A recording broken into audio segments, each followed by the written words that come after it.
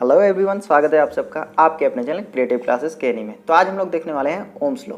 Ohm's law को बहुत अच्छे से देखेंगे। उसके बाद दो ग्राफ है, एक ट्रायंगुलर ग्राफ है और एक जो हमारा रेक्टेंगुलर ग्राफ है, और इन दोनों को हम लोग समझेंगे कि क्या होता है।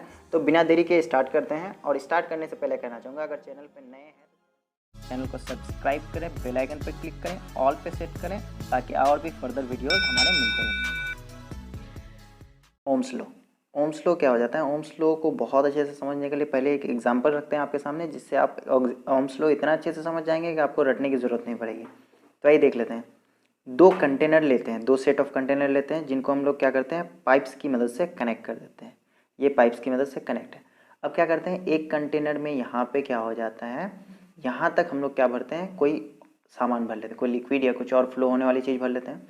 उसके बाद एक कंटेनर में क्या करते हैं, यहाँ तक बेस तक सामान भरते हैं। ठीक है, सेम लिक्विड, और इसको पाइपलाइन से कनेक्ट कर दिया गया। उसी तरह क्या हो जाएगा, अब अगला जो कंटेनर है हमारा, अगला कंटेनर भी हम लोग क्या करते हैं, सेम क्वांटिटी अमाउंट ऑफ क्या करते हैं, कोई लिक्विड भर लेते हैं, कोई भी चीज़ है हमारा भर लेते हैं। अब भरने के बाद दूसरा जो कंटेनर है, इसमें क्या करते हैं, इसमें थोड़ा ज़्यादा इस वाले पार्ट में सेम ऑब्जेक्ट सेम लिक्विड को फिल कर लेते हैं। अब फिल करने के बाद आप एक चीज़ बहुत अच्छे से जानते हैं, बहुत अच्छे से ऑब्जर्व कीजिए कि जब क्या होगा, एक में बहुत ज़्यादा है, एक में बहुत कम है, तो इसमें से इसमें जब फ्लो होगा तो क्या होगा, इसकी स्पीड थोड़ी फास्ट होगी। और सिमिलरली अगर हम लोग बात करें तो जब इसमें से क्या हो जाएगा, इस वाले में फ्लो होगा, तो देखिए अप्रॉक्सली थोड़ा ही फर्क है इन दोनों में।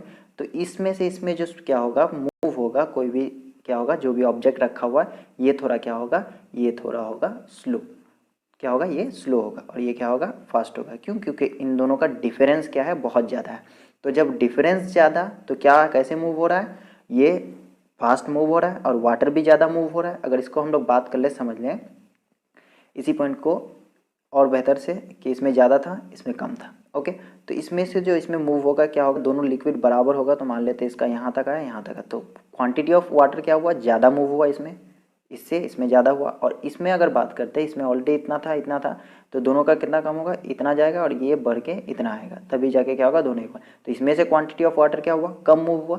तो सिमिलरली हमारा ओम्स लॉ क्या कहता है, जब पोटेंशियल डिफरेंस क्या होगा, पोटेंशियल डिफरेंस जिसको V से डिनोट करते हैं, ये अगर ज़्यादा हुआ, दोनों का डिफरेंस ज़्यादा, तो करंट भी इसमें क्या करेगा, ज़्यादा फ्लो कर पाएगा। और इसी तरह कहते हैं, जब हमारा potential difference that is V कम होगा, तो करंट भी क्या होगा, हमारा कम होगा।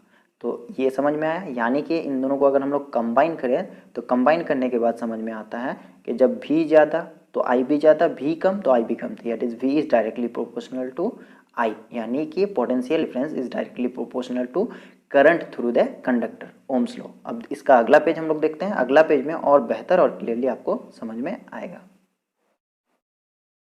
तो इस पेज में आप देख सकते हैं, इस पेज में आप गौर कीजिएगा, तो यहाँ पे देख सकते हैं क्या हो गया, यहाँ पे V is directly proportional to I, current voltage ज़्यादा तो करंट ज़्यादा। तो इसको प्रोपोर्शनली को हटाने के लिए हम लोग क्या करते हैं, कांस्टेंट का यूज़ करते हैं।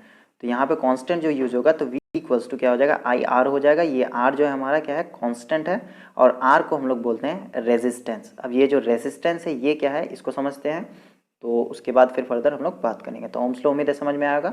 V is directly proportional to I, और V is equal to IR, that is when current passes through the conductor, then the quantity of current is directly proportional to the potential difference of the conductor। यानी जितना ज़्यादा potential difference उतना ज़्यादा current, और जितना कम क्या हो जाएगा potential difference, करंट भी क्या होगा, उतना ही कम होगा। तो आइए देख लेते हैं हम लोग रेजिस्टेंस का कॉन्सेप्ट। रेजिस्टेंस में आगे बढ़ने से पहले हम लोग देख लेते हैं, रेजिस्टेंस में आगे बढ़ने से पहले देख लेते हैं ओम्स लॉ का डेफिनेशन, फिर फर्दर हम लोग क्या करेंगे, रेजिस्टेंस में आगे बढ़ेंगे। क्योंकि इसमें एक पॉइंट देखना जरूरी है, इसलिए सोचे कि रेजिस्टेंस को जानने से पहले ये जान लेते हैं तो ज़्यादा बेहतर रहेगा, क्योंकि आगे बढ़ेंगे फिर अगला कॉन्सेप्ट में हम लोग आगे बढ़ते जाएंगे। तो देखिए ओम्स लॉ क्या कहता है, पोटेंशियल डिफरेंस अक्रॉस 2 पॉइंट्स, यानी in any conductor of A metallic conductor, metallic लिया गया है क्योंकि मेटल्स क्या होते हैं, अच्छा कंडक्टर होता है, is directly proportional to the current passing through the circuit या conductor, provides its temperature remains constant. अगर टेम्परेचर को हम क्या रखें, कांस्टेंट रखें, फॉर कांस्टेंट क्या temperature, potential difference across the conductor is directly proportional to current through the conductor, that is potential difference is directly proportional to current, यानी V is directly proportional to I। अब इसको क्या किया हम लोग, पिछला slide में ही देख लिए कि क्या हो गया था, जो भी था वो आई आर हुआ, और आर क्या है, कांस्टेंट है, आर का मतलब क्या है, रेजिस्टेंस है।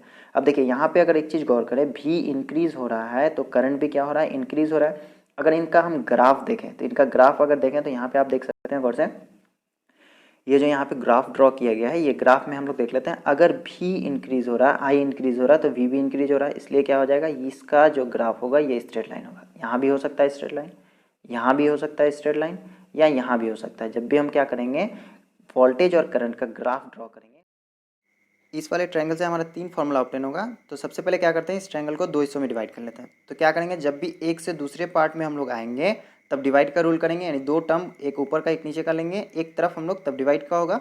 और क्या करेंगे, अगर सिमिलर नीचे ही वाला ही टर्म ले लेंगे, क्योंकि नीचे ही दो टर्म है हमारा, तब क्या हो जाएगा, तब मल्टीप्लाई का रूल आएगा। तो आइए देख लेते हैं तीनों फार्मूला क्या ऑब्टेन हो सकते हैं। सबसे पहला फार्मूला हो जाएगा v इक्वल्स टू, इस हिसाब से मूव करेंगे तो फॉर्मूला क्या होगा, v इक्वल्स टू, देखिए ये नीचे नीचे है, दोनों एक तरफ लेना पड़ेगा, तो ये हो जाएगा i इंटू आर, जिसको हम लोगों ने ओम्स लॉ में देखा। उसके बाद क्या हो जाएगा, देखिए अगला निकालते हैं आई को इस हिसाब से मूव कर रहे हैं, तो देखिए ये क्या हो रहा है, ये दोनों को लेना पड़ेगा, आई का वैल्यू एक तरफ रखेंगे क्योंकि सिमिलर साइड में हम लोग को क्या ऊपर का नीचे का वैल्यू रख रहे हैं। तो आई इक्वल्स टू क्या हो जाएगा, ये हो जाएगा वी अपॉन आर।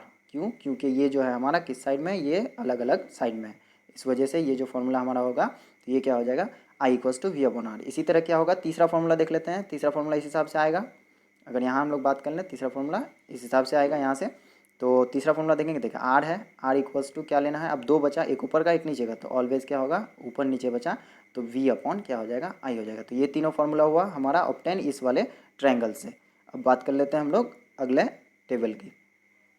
ये अलग अलग क्या करता है, फार्मूलाज देता है हमारा अलग अलग न्यूमेरिक्स को सॉल्व करने के लिए। सबसे पहले अगर टेबल देखें हम लोग, तो सबसे पहले क्या करता है, देखिए हमारे पास क्या होना चाहिए, नोइंग वैल्यूज़ जो है ये बता रहा है। उसके बाद रेजिस्टेंस कब कैलकुलेट करना है, कब करंट, कब वोल्टेज, कब पावर कैलकुलेट करना है, उसके लिए डिफरेंट डिफरेंट फार्मूलाज दिया हुआ है।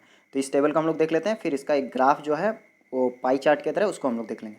सबसे पहला कह रहा है कि नोइंग वैल्यू हमारे पास करंट और रेजिस्टेंस है, तो हम लोग क्या जानते हैं उन लोगों से, V is equal to I R हो गया। उसके बाद अगर बात कर ले हम लोग, सकते हैं आप P equals to I square R. तो ये कहाँ से है, P इक्वल्स टू एक्चुअली होता है V इंटू आई होता है। V का वैल्यू क्या है, आई आर है, तो अगर क्या कर रहे हैं, आई आर V के बदले पुट कर रहे हैं, तो आई आर इंटू आई मिलकर आई स्क्वायर आर हो जाएगा। इसी तरह बहुत सारे फॉर्मूलाज दिया गया है ऑब्टेन करने के लिए, जो ऑलरेडी आपको काफ़ी सारा बताया जा चुका है। जो फुल लेक्चर है हमारे इलेक्ट्रिसिटी का, उसमें आप जरूर देखें, अगर नहीं है तो आई बटन पे ऊपर दे रहे हैं, यहाँ पे आप चाहे तो जाके देख सकते हैं। पूरा चैप्टर का फुल लेक्चर है क्लास 10 इलेक्ट्रिसिटी। और इसमें यहाँ तक था हमारा ओम्स लॉ। अगर कुछ भी डाउट है, कुछ भी समझ में नहीं आया, तो नीचे कमेंट कर सकते हैं। मिलते हैं अगले दिन एक नए वीडियो के साथ। It's me S Safdar sir. Till then have a nice day, be happy.